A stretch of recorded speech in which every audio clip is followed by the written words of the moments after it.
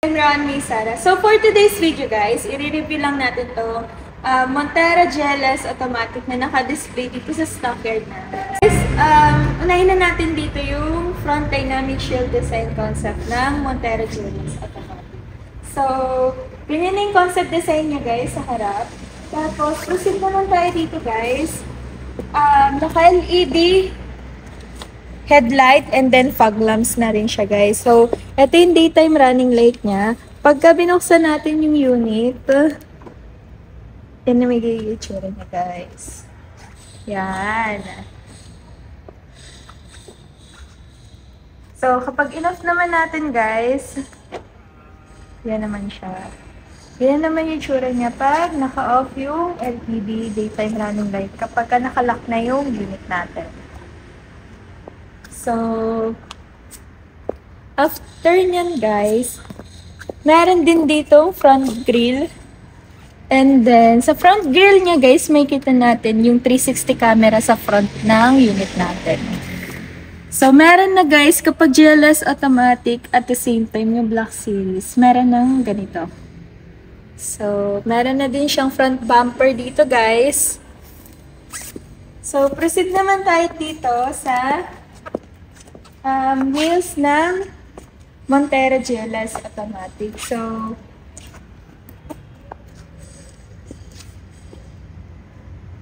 when it comes to wheels naman ng Montero GLS automatic or other variants ng Montero guys, naka 18-inch alloy wheels na siya guys. So, yan.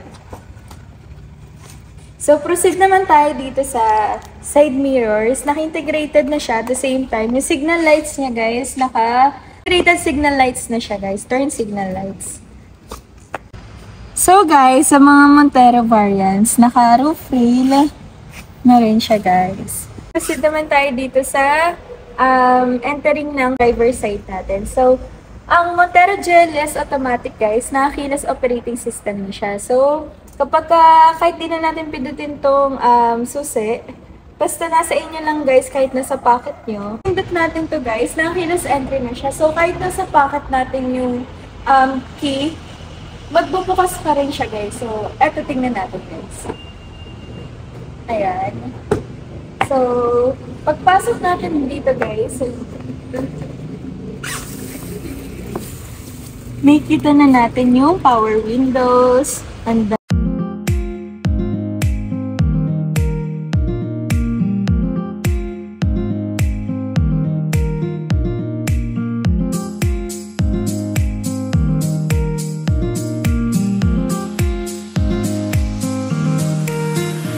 so, proceed naman tayo dito sa meter cluster ng Montero Sport. So, yan, may kita natin dito guys, yung speedometer, and then yung mga odo, kung ilan na yung tinatakbo ng unit natin. So, dyan natin may kita lahat guys. So, ayan.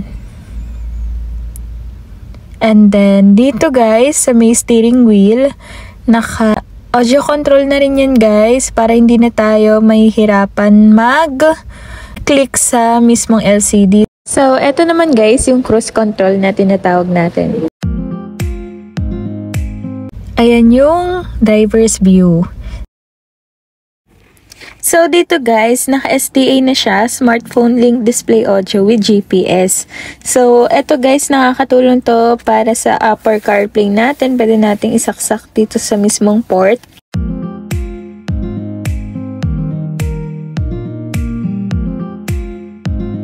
So, sa transmission naman natin guys, naka 8-speed automatic with sports mode naman tayo dyan. So, yan. So, dito guys, may kita natin naka-push start engine button na rin siya. And then, may mga controls for the side mirrors and other safety features ng Montero Sport.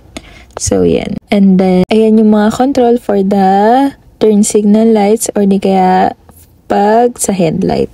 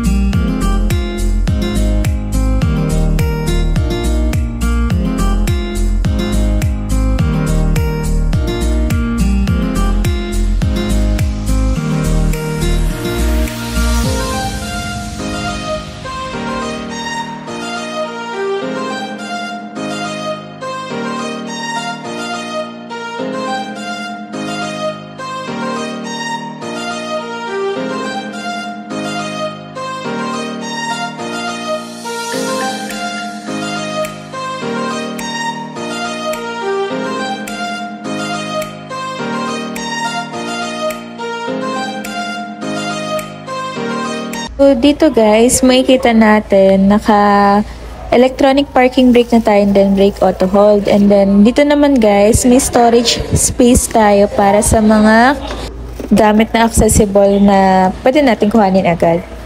So, yan guys, yung upuan for the GLS Automatic. So, hindi siya naka-leather seat guys, naka-fabric material lang siya. So, ayan yung view para sa front natin. So, proceed naman tayo guys dito sa second row. So, second row guys, makita natin may port din dyan para sa charging cable ng passenger natin. So, ayan yung controls for the aircon and then yung mga ilaw para sa third row and second row seats natin. So, ayan.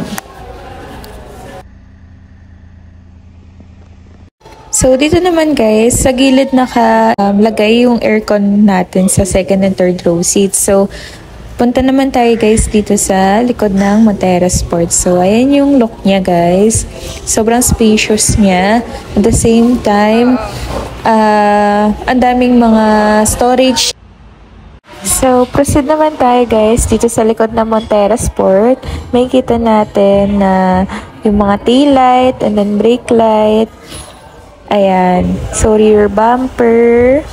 So, may kita din natin dito guys sa ilalim niya. Nandyan yung spare tire ng Montero natin. So, dyan din nakalagay yung hood emblem sa may left side ng Montero Sport. Ayan guys. And then, may 4 sensors yan guys sa likod ng Montero Sport natin. Ayan, yung tail light para sa mga signal, turn signal lights.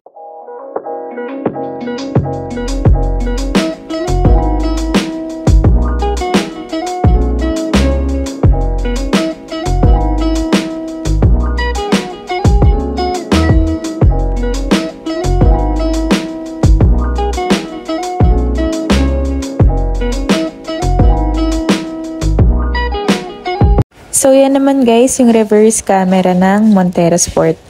Ayan yung spare tire guys. So, hindi na siya naka-donut type, naka-mugs na siya. So guys, sa lahat ng mga gustong mag-avail na Montero Sport, naka-free 1 month amortization tayo guys doon for Montero GLS Automatic. So, yung manual naman natin guys, naka-promo siya for the 0 down payment. So, either of the two guys, lahat yun, may mga exclusive freebies tayo makukuha. At the same time, yung mga all-in package kagaya ng mga comprehensive insurance, 3 years LTO registration, TPL, halos lahat guys kasama na. So, sobrang good deal nun guys. So, if ever guys na decide kayo na mag-purchase ng Montero Sport, ito yung contact number ko dito. So, kontakin nyo na lang ako dito guys para sa smooth transaction natin. So, bye guys!